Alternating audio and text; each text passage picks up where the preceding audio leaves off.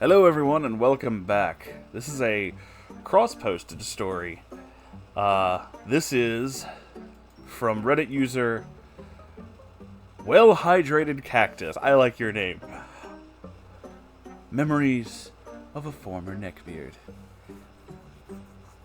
Here's a little story from my past. Not a very intense story, but it's still something of note, I guess. Cast, myself, the former neckbeard. That's myself. My crush, C for short, and my friend, M for short. Our story begins in my late freshman, early sophomore year of high school, with me as a somewhat socially awkward teen beginning to go through puberty. As far as neckbeards go, I had pretty much started to fit the bill. Huge nerd, loved video games, comic books, anime, had some rather questionable personal hygiene.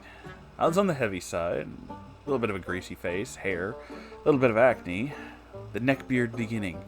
Pretty much your typical neckbeard in training, aside from the lack of a fedora. But it's the overall energy given off that matters. The fed aura, if you will. I was pretty alright in terms of behavior, a little rash and immature, with a slight temper, but I guess it's to be expected at that age. All that poor decision making, well, it got turned up to 11 once C entered the picture.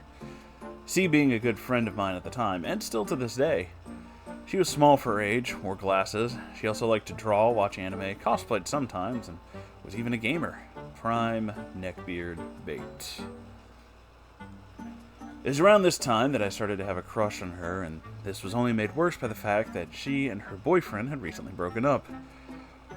I had told our mutual friend M about this, who at first seemed to be cool with this and wanted to see how it played out. I had started talking to C more and more, chatting with her online in hopes of increasing my chances with her, and at first it seemed to be going pretty well, and the feelings seemed mutual. Or so I thought. Which only seemed that way because maybe she was only trying to be polite after I tried to comfort her when she had an anxiety attack, which in hindsight was... it's a bad idea. A whole other story. Which was also when I began stalking her on all social media behind her back, where I saved all the pictures she posted of her in cosplay in a folder to my PC to fap to. Whoa! Didn't see that coming. Holy shit. This was just the beginning, though. It was around Christmas time, and I decided to gather the courage to confess to her over an early present. So I decided on what happened to be one of the most typically neckbeard things to give her. A katana. Not a real one, but still. I shit you not. A fucking katana. Christ, what was I thinking?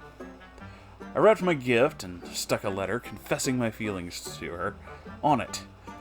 Time to do the deed. The time came, and I wussed out last minute, removing the love letter and asking M to give her the gift for me, which somewhat turned out to be better in the long run, since it pretty much saved my friendship with her, since he knew it was a bad idea and just didn't give it to her.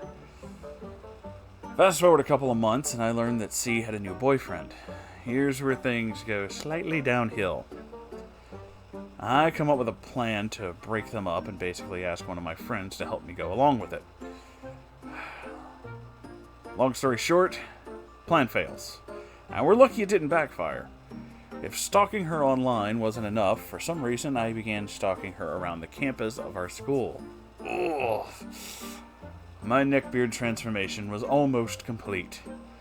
She then began to notice this and confronts me about it in private, and politely tells me to fuck off and stop with this stalking bullshit.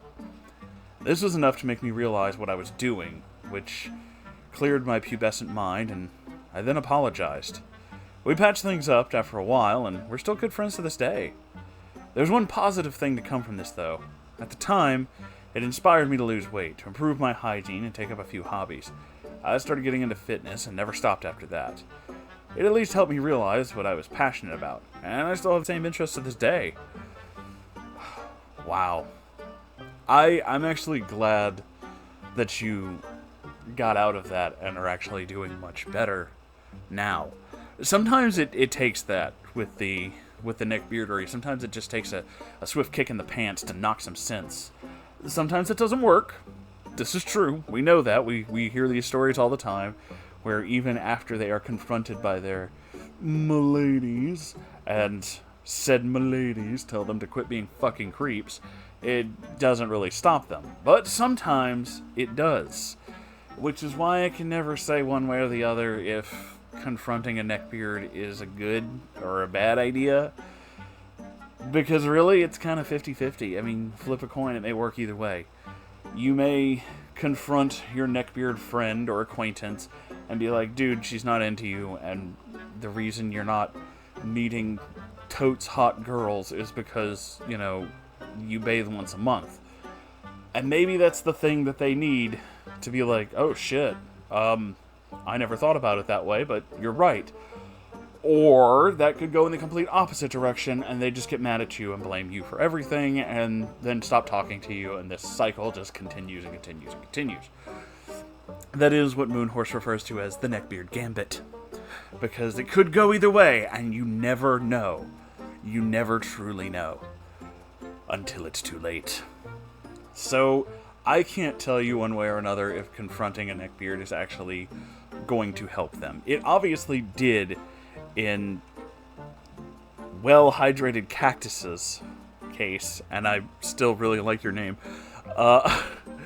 It obviously did come out for the better, and they seem like a much, much happier, much better person now because of it. That doesn't necessarily mean, like I said, it will work for everybody. I'm repeating myself now. I don't know why. But, you know, that's kind of the thing with neckbeard stories. Sometimes we get a good happy ending. This is a really good happy ending. This is very wholesome. It started to go really, really bad, and then immediately turned around and kind of became something good, especially with the fact that they're still friends, and Cactus is in a much better place in their life, and everybody kind of seems happy. I'm really happy for you, and I'm glad that things turned out better. And I hope that for all of you out there, you enjoyed this story. I also hope that if you have your own stories to send in, you can do that by going to r/Moonhorse Stories and sending them to me. And if you'd like to keep the lights on in this place so we can keep doing this, you can go to Patreon, or there's a merch store, or, you know, you can do both. Links to all that and more in the description down below. Also, every Saturday there is a live stream, you know, unless something really bad happens and I can't do it. Sometimes we play video games. Sometimes we just talk about shit. I mean, the last one I did, we just played Silent Hill 2, and it was a lot of fun. So, you're more than welcome to come join us if you just want to come talk to Moonhorse about, you know, stupid shit. That's pretty much what I do in my off time. I do stupid shit. But you know it's fun. And I love you guys. I really do. I love you all so very much, and I will see you in the next episode. I promise. I'll be there. If I'm not there in the next episode, it's just going to be like 10 minutes of no sound, and that would be really fucking weird. So, I don't know. I don't even really know why I said that. It's a weird night, you guys. I love you all, and I'll see you in the next video. Okay, bye!